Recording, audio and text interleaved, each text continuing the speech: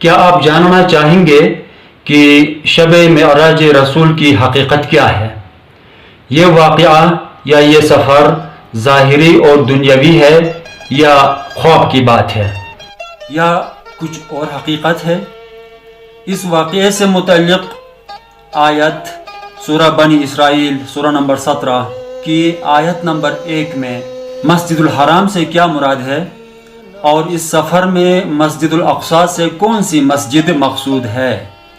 نیز کیا آپ جاننا چاہیں گے کہ سورۃ النجم کی آیت نمبر 9 میں قوسین یعنی 2 کمانوں کے بیان سے خداوند تعالی کیا ارشاد فرمانا اور سمجھانا چاہتے ہیں؟